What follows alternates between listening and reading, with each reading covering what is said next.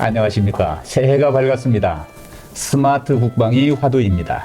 머리를 쓰는 국방, 이 스마트 국방의 한 축을 담당하는 분들이 국방무관, 군무관입니다. 전 인도무관 김철환 예비역대령님을 오늘 패널로 모셨습니다. 현재 방위사업교육원 전문 교수입니다. 간단한 자기소개를 부탁드릴까요? 예. 저는 사실 제가 가진 꿈은 군대 생활도 마쳤고 있기 때문에 지금은 어디 시골에 가서 농사도 좀 짓고 개도 키우고 그런 꿈을 갖고 살고 있습니다. 과거에 군 생활할 동안에는 주로 군수에서 근무를 했고요. 군수론을 제가 쓴 적이 있고, 그리고 군수 역사 50년을 쓴 적이 있습니다. 그리고 무관을 인도에서 했는데요. 그 전에 외국 생활은 주로 미국에서 4년 정도 했습니다. 특이한 것은 그 중에 플로리다에 있는 미국 중부사령부에서 근무한 적도 있습니다. 그리고 현재는 국제계약을 가르치고 있는데요. 국제계약이라는 것이 주로 방산 수출과 관련돼서 군에서는 많이 다루는데, 일반적으로 국제무역에 관련된 일반 지식을 제가 좀 공부를 해서 좀 그걸 가르치고 있는 상황입니다. 네, 고맙습니다. 저도 사실 잘 몰랐는데, 예. 이 군수의 전문가다. 또 방산 분야에 지금 엄청난 전문성을 갖고 있다. 그러니까 시청자 여러분들이나 국민들이 굉장히 관심을 많이 갖는 것 중에 하나가 우리 방산 수출 분야입니다. 예. 그 최근에 이제 국제적인 긴장 수위가 높아지고 대결 구도가 막 격렬하게 됐잖아요. 네. 그 특별히 이제 우크라이나 전쟁의 여파가 지금 세계적인 영향을 미치고 있죠. 그러니까 이제 무기를 수입하고 수출하는 일에 많은 나라들이 관심을 가져요. 네. 우리나라는 최근에 이제 폴란드에서 방산 수출 잭팟이 터지는 바람에 우리 경제에도 큰 그 동력이 될 그런 기대를 갖고 있는데, 인도에서 무관을 하셨고 이런 이제 방산 수출 지원 활동을 하셨고 하니까 인도 시장이라는 게 눈에 번쩍 띄입니다. 네. 세계 제1의 인구를 가진 국력, 이거 대단한 거 아니겠어요? 네. 지금 이제 금년도 예상이 중국을 앞서는 인구를 갖는다는 거죠. 그렇죠. 인도가. 네. 그러니까 이제 인구가 제일 많은 나라, 인구가 많다는 건 그만큼 내수 시장을 갖는다는 의미예요. 그렇죠? 네. 그럼 인도에 주목하라 이런 분들이 지금 많은데, 인도 어떻게 생각하십니까? 그 경험으로 봐서. 인도가 인구가 많다는 건 대부분 이제 많은 사람들이 알고 있는데, 거기서 한 단계 좀 깊이 들어가면 인도가 인구가 한 14억 정도 됩니다. 네. 그런데 원래 인도가 현재 파키스탄도 원래 인도였다는 건 알고 계시지 않습니까? 현재 그렇죠. 네. 방글라데시도 과거 인도였다는 걸 알고 계시지 않습니까? 그러니까 2차 대전 이후에 영국으로부터 이제 독립하는 과정에서 이제 분리가 됐고, 파키스탄과는 몇 차례 전쟁도 치렀고, 지금도 갈등이 상당히 깊고 질기죠. 그런 면에서 이제 사실 우리가 남북한도 어떨 때는 우리 한국인들의 총 인구로 따져서 7천만이다 이런 얘기를 하듯이, 인도인을 그런 방식으로 따지면 파키스탄이 한 2억 3천 정도 됩니다. 그리고 방글라데시가, 과거에 방글라데시가 이제 동파키스탄이었다가 지금은 이름을 바꿨는데 이게 1억 7천 정도 되기 때문에 이게 한 4억 정도 추가되면 18억입니다. 그래서 인도인들이 한 18억이라고 볼 수 있습니다. 뭐 이거는 인구적인 면에서는 중국을 압도하는 숫자라고 볼 수 있고요. 또 우리가 방산 수출의 측면에서는 제가 인도에서 무관하던 2017년 4월 21일 그날 기아이 K9 수출 계약을 했는데요. 제가 이제 우리 서 박사님 만난 김에 예언을 하나 드리면, 이게 올해 K9 수출이, 인도의 수출이 또 한 번 터집니다. 이 말씀 들으니까 오늘 또 신이 나겠습니다. 네. 제가 드릴 말씀도 많고. 2022년에 인도에서 현대 자동차가 질주를 해서 많은 세계인들이 깜짝 놀라면서 지금 주목을 하고 있어요. 예. 그 20%의 판매량 증가를 보였다는 거예요. 그리고 또 금년도 초에 1월 말이죠. 23년 1월 말에 하키 월드컵이 지금 인도에서 개막하잖아요. 예. 우리 블랙핑크가 가서 개막식 공연을 하게 돼 있어요. 예. 이만큼 인도에 주목하라 하는 데는 다 이유가 있습니다. 인도가 폭발적으로 뭔가 저력을 보여주고 확장되기 때문이죠. 그 영향력이 아주 큰 나라입니다. 예. 저도 그 잘 모르고 있던 일까지 공부를 많이 하신 것 같습니다. 그러니까 인도는 지금 세계인의 주목을 받고 있고, 또 이제 떠오르는 나라이고, 세계 가장 큰 나라가 되는 용트림을 하고 있는 나라다고 생각할 때, 이거 인도는 정말로 앞으로 우리가 주목해야 될 나라구나. 특별히 안보 분야에서 인도의 요구들이 많기 때문에 네. 우리하고 지금 협력해야 될 분야가 있다는 점에서는 상당히 눈이 번쩍 뜨이는 일이죠. 그게 제가 이제 그 인도 무관을 해서뿐만이 아니고 인도 국민들이 생각하는 심정적으로 생각하는 가장 가까운 우호적으로 대하는 정서적으로 친해지고 싶은 나라가 한국입니다. 아하, 정서적으로. 예.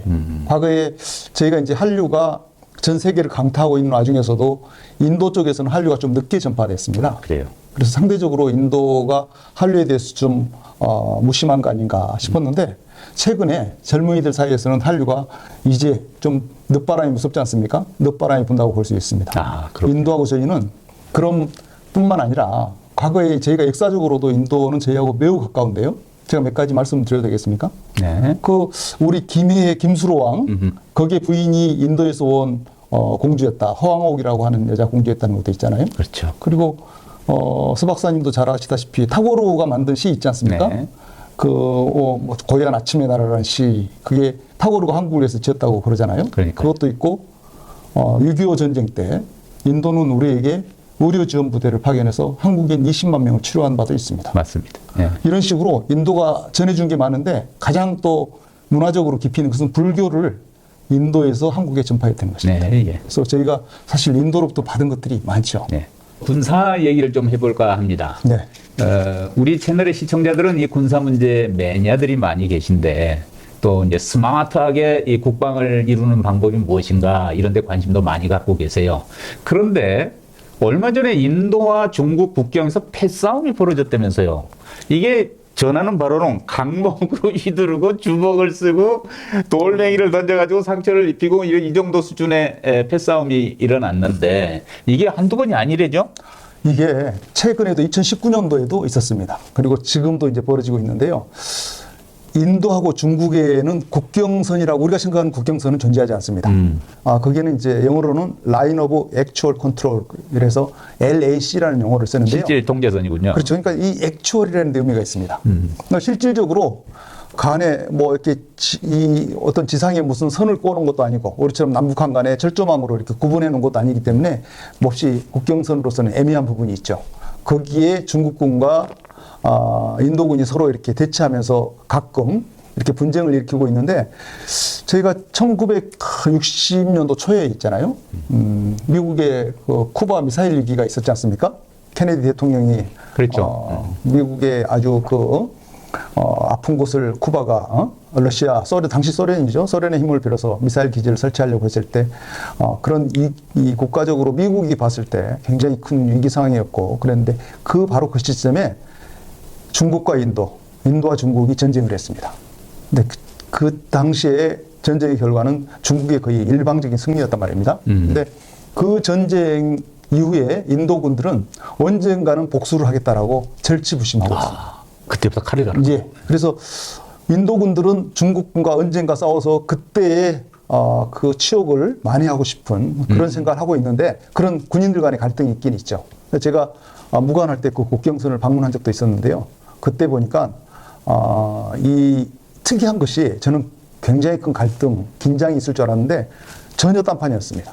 그래서 양국군 사이에 어떤 일이 있었냐면 양국군 연대장급 사이에서는 직통전화가 있습니다. 네. 그래서 수시로 전화를 하고 1년에 서너 번씩 모여서 같이 회식도 하고 뭐 이렇게 족구 같은 걸 한다고 그랬어요. 그래서 제가 이 뉴스를 보고 깜짝 놀라서 인도군에 물어봤습니다. 야, 그때 그 행사하던 친구들이 모여서 지금 이렇게 난투극을 벌이는 거냐? 그러니까 그렇다는 거예요. 그래서 우리하고 북한군하고 만나서 회식할 수 없는 건데. 그러니까 이게 도대체 말이 안 되는 일이 벌어져서 그래.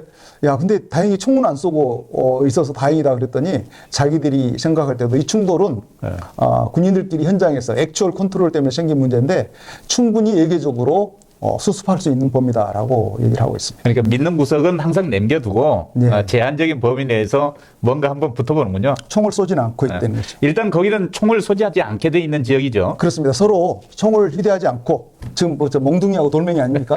그래서 장기적으로 봤을 때는 이런 충돌은 앞으로도 계속 비슷한 충돌이 발생할 것으로 생각합니다. 그렇지만 이게 극단적으로 국지전이나 이런 식으로 발전할 개연성은 저희가 생각하는 것보다 훨씬 낮다. 인도군이 실질 지배하고 있는 이 지역의 영유권을 주장하는 중국의 주장과 네. 이게 상충이 되다 보니 그 국경 지역에서 만나가지고 늘 이렇게 분쟁이 있고 트러블이 있는 것 같습니다. 서 박사님, 그게 인도 국경이 파키스탄 쪽이 있고 중국 쪽이 있지 않습니까? 그렇죠. 네. 2019년도는 이 파키스탄에 가까운 중국 쪽에서 발생했습니다. 이 지역은 고도가 한 3,000m 이상 되는 그 아주 고지대입니다. 그래서 가장 높은 곳은 시아첸이라고 하는 곳인데 그게 한 3,500m 이상의 고지인데 이 만년설이 있는 곳입니다. 그래서 군인들을 배치하는 것이 적절한가. 군인들이 많이 얼어 죽기도 했거든요. 그래서 내부적으로는 야, 그거 국경선이라고 할 수도 없는 곳에 군인들을 배치해서 군인들을 고생시키고 군인들이 죽지 않느냐. 그 철수하자라는 주장이 인도 내부에도 있습니다. 그런데 한 치의 땅도 양보할 수 없고 가급적이면 땅을 뺏어오자는 주장도 만만치 않습니까? 그 주장 중에서 이 강력한 이 어떤 이런 주장이 지금 득세해서 아직 병력을 배치하고 있는데 실제로 현장에 보면 서로 그 뭐 땅을 실질적으로 통제한다는 게 무슨 의미인지 회의론도 많이 있습니다. 아, 그렇구나. 네. 그 높은 데서 싸우려고 그러면 격투기를 하려면 산소도 부족할 거고 되게 힘들겠네. 예. 그래서 제가 우리 한국에 있는 군인들이 쓰는 핫패드도 좀 수출할까 하는 생각까지 했었습니다. 그 현장에 가보셨어요? 거기까지는 통제가 돼서 못 갔고요. 반대편에 우측에 좀 낮은 곳까지는 가봤습니다. 그러시구나. 이런 그 양측 충돌이 있고 나서 인도는 중국산 앱을 사용 금지시키고 중국산 휴대폰에 관세를 부과시키고 또 실질 통제선을 따라서 포병과 탱크를 배치하는 등 조치를 한 것 같습니다. 중국 쪽에서 들려오는 소식에 가면 자기네들은 안 다치고 인도 군인들만 다쳤다 그러고 인도 쪽에서 나온 소식에 의하면 중국 놈들 혼내줬다 그러고 그러니까 이게 서로 지금 심리전을 하고 있는 것 같아요. 근데 중국도 반발이 지금 세요, 이 문제로. 그리고 이제 군사적 긴장도 좀 높아가는 것 같고요. 그런 군사적 긴장이 이제 간헐적으로 높아졌다가 뭐 양쪽에서 그게 어떻게 보면 국내 정치라고 보기도 하는데 이번에 그 실마리도 사실은 인도 외교 장관이 중국을 방문했습니다. 방문해서 외교적인 문제로 해결했는데 저는 이제 양측이 그런 긴장을 높이는 측면이 있지만 동시에 양국이 또 핵을 보유한 국가 아닙니까? 그렇죠. 그러다 보니까 전면적으로 확대되는 것을 서로 간에 자제하는 측면도 명확히 있다고 봅니다. 당연히 이제 제한전으로 끝나는 거고 제한적인 범위 내에서 충돌이겠죠. 세과시고. 그런데 모디 총리와 시진핑은 만나지 않고 있습니다. 지난 10월이었던가요? 샹하이 그룹 회의 때도 양자 회동이 없었고 또 지난 G20 때도 회동을 안 하고 이런 등 하여튼 뭐 껄끄러운 관계는 계속 정치적으로 외교적으로 이어가고 있는 것 같습니다. 그런데 이게 중요한 게 뭐냐면 중국에 대해서 군사적 열세로 알려진 인도가 군사력 증강을 위해서 노력을 한다는데 당연한 거겠죠. 최근에는 항공모함을 건조한 6번째 나라가 되었습니다. 인도는 지금 그 전반적으로 전력 증강을 어떻게 하겠다는 겁니까? 인도의 그 항공모함부터 얘기하면 과거에 인도 항공모함을 계속해서 3대 정도로 운영하고 있었습니다. 그래서 한 대는 정비하고 2대를 실제로 전투력을 발휘할 수 있는 상황으로 작전 운영을 했었는데 이게 모두 다 러시아에서 온 겁니다. 근데 이제 스스로 이번에 만들었다고 하는 항공모함도 저도 그 가본 적이 있는데 네. 우리가 흔히 상상하는 그 미국에서 운영하는 항공모함이 이렇게 전투기가 이렇게 상승하거나 착륙할 때처럼 이렇게 평평하지 않습니까? 그건 끝이 약간 이렇게 상승된 그 모양입니다. 네. 중국도 그런 건데요. 그래서 인도가 전력 증강을 위해서 노력하고 있는 것은 사실인데 실제로 전력 증강이 제대로 되고 있지 않다는 비판도 내부에는 많습니다. 그래서 현재 인도의 이 전력 증강의 핵심은 전력에 사용되는 이 무기들이 과거 러시아로부터 온 게 대부분입니다. 그래서 인도 무기체계의 90%는 러시아에서 왔다라고 주장을 일부 이렇게 하고 있는데 내부적으로는 이걸 다변화하기 위해서 사실 저희 K9도 그런 정책의 일환으로 우리 한국에서 수입을 한 것이고요. 예, 그렇죠. 지금은 미국, 프랑스, 이스라엘 이런 나라들로부터 무기를 수입하려는 노력을 강화하고 있습니다. 그 한국의 K9을 수입한 인도의 의도는 파키스탄과의 국경선 일대에 있는 사막지대에서 운용하는 개념이었습니다. 그래서 그거를 현재 100대가 배치되어 있는데요. 이 운용을 해보니까 K9의 선호도가 병사들 사이에서 굉장히 높습니다.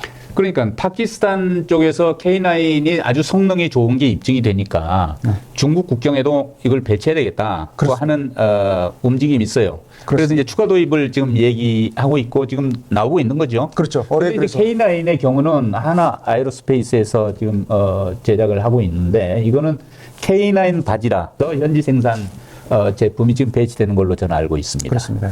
K9 백문 도입 과정에 우리 김철원 예벽대령이 당시에 역할을 했다고 하는데 그 당시 뭐 정황 좀 한번 설명을 해주세요. 네. 제가 이제 2014년에 가서 무관을 2017년에 마쳤는데 이 계약이 2017년 4월 21일 날 이루어졌습니다. 그러니까 제가 이제 무관을 마치는 순간에 계약이 이루어졌기 때문에 이 3년의 과정을 제가 좀 자세히 관찰을 할 수 있고 개입을 하게 되는데요. 저희 K9과 경쟁을 했던 것은 러시아의 로소보로사에서 만든 이런 자주포였습니다. 그런데 같이 사막에서 기동훈련을 하고 또 실제 사격을 하는 과정에서 저희 K9의 우수성이 실제로는 인도 군인들에 의해서 명확하게 증명이 되었죠. 그래서 실제로 제가 이제 현장을 돌아보면 그 인도 포병들이 자기들은 K9을 가져야 된다고 주장하는 목소리를 굉장히 크게 외쳤습니다. 그래서 제가 그 경험에서 느낀 거는 우수한 성능 이게 가장 중요하다. 뭐 병사들이야 이 포의 가격이라든가는 큰 문제가 없지 않습니까? 오히려 이 K9의 우수한 성능 때문에 사용자들의 요구가 상당히 강했다. 그래서 저는 그걸 보고 이게 우리가 이 사업에 성공할 수 있겠다라는 생각을 하였었는데 지금 현재 이걸 이 모디 총리가 이 사업을 시작하고 이 사업이 납기를 준수하면서 이루어진 사업입니다. 인도가 이 납기 준수돼서 이루어진 사업이 굉장히 드문데요. 이 이후로 국군의 날에도 심지어는 이 K9에 직접 시승한 일이 있었습니다. 그래서 게다가 이제 현재 인도가 추구하고 있는 인도 무기 국산화 여기에 K9이 그 개념에 맞췄습니다. 그게 뭐냐 하면 K9 100대는 한국에서 만들어서 간 게 아니고 최초의 10대만 가고 나머지는 다 현지에서 현지 부품을 가지고 생산한 걸 일부 절반 정도는 포함해 가지고 현지 생산을 한 겁니다. 그래서 현재는 L&T라고 하는 인도의 실제로는 큰 기업이 이 현지 제작을 담당하고 있습니다. 그래서 인도인들의 입장에서 보면 한국의 K9을 가져다가 자기들이 국산화한 무기로 인식을 하고 있습니다. 그런 측면에서 인도인들의 사랑을 받고 있는 무기이기 때문에 앞으로 이런 좋은 무기를 사막에서만 쓸 것이냐 중국하고도 할 때 이걸 쓰자라고 돼서 실제로 중국 국경일 때는 엄청나게 큰 산악지대입니다. 히말라야 산맥 있잖아요. 근데 이제 그런 산맥에도 어느 정도 기동할 수 있으면 그걸 사용하겠다 하는 게 인도 국방부의 전략입니다. 그러니까 K9 바지라로 명명된 이 전차는 L&T에서 생산한다고 그러셨죠. 그렇죠. 인도 방산 기업이죠. 근데 원래 이제 사막용으로 그 개량이 됐었어요. 네. 그런데 이게 이제 저 고산지대로 올라가면 영하 뭐 20도고에서도 견딜 수 있는 이런 패키지를 추가 장착해야 된다는 문제가 생기죠.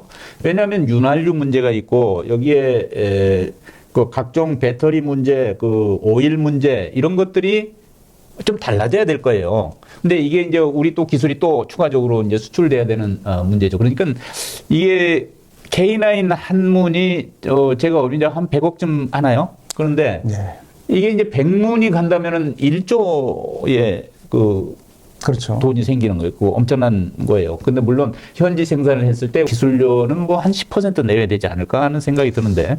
그렇죠. 이제 그 자체 가격은 그렇지만 우리들이 직접 얻는 수익은 물론 줄어들 수는 있지만 최초에 저희들이 100대를 수출할 때만 해도 그 100대의 수출 가격이 당시의 가격으로 7,100억이었습니다. 7,100억. 그래서 실제로 절반은 우리 당시에 이제 하나테크인, 최초에는 삼성테크인에서 출발했습니다. 그렇죠. 거기에서 가져오는 것으로 하고 L&T가 나머지 50% 이렇게 했는데 이 사업이 이렇게 또 확대되고 하는 것을 보면 이런 사업이 꼬리를 물고 또 다른 사업으로 발전되는 것을 여기서 알 수 있습니다.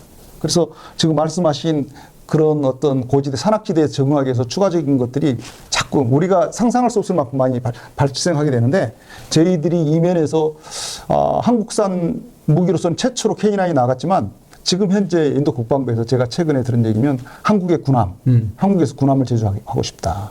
다음에 한국에서 자기들이 필요한 전차, 이것도 하고 싶다. 그래서 지금 경전차 사업 같은 것도 한국에서 하고 싶다라고 이미 국방부 내부적으로는 이 의사결정을 했다고 들었습니다. 남의 나라의 안보 불안이 뭐 반드시 바람직한 건 아니죠. 안보는 서로 물고 물리면서 서로에 영향을 미칩니다. 그런데 이런 안보 불안이 우리한테 경제적인 혜택이 될 가능성도 굉장히 높아 보입니다. 지금 말씀하시다시피 K9 이 자주포 외에도 K2 전차 그리고 LSAM 각종 대공 화기 등까지 거기에다가 군함 건조까지 앞으로 이어진다면 한국이 담당하게 될 인도 국방에서의 역할은 굉장히 무궁무진하게 이제 확장성이 높은 걸로 보이고요. 네. 인도와 정말 잘 이렇게 관계를 유지해 나가면서 이 쐐기를 꼭꼭 박아서 우리 경제의 활력이 될 수 있는 참 좋겠다는 생각이 듭니다. 서 박사님이 정치학 박사시니까 또 전반적인 큰 그림을 잘 보고 계시는 것 같습니다. 예, 그 새롭게 이제 세계 강자로 떠오르는 인도 시장에 주목하라. 이게 이제 새 화두가 되고 있는 상황. 네. 인도에서 국방 무관으로 K9 자주포 수출을 성사시키는 현장에서 역할을 했던 김철환 예비역 대령 전 인도 무관을 모시고 오늘 유익한 말씀 나눴습니다. 불러주시고 또 이런 주제로 얘기하는 경우가 드물지 않습니까? 그렇죠. 이게 좋은 이런 곳에 관심을 갖고 있는 분들에게는 유익한 프로가 됐으면 좋겠습니다. 아유, 고맙습니다. 또 뵙겠습니다.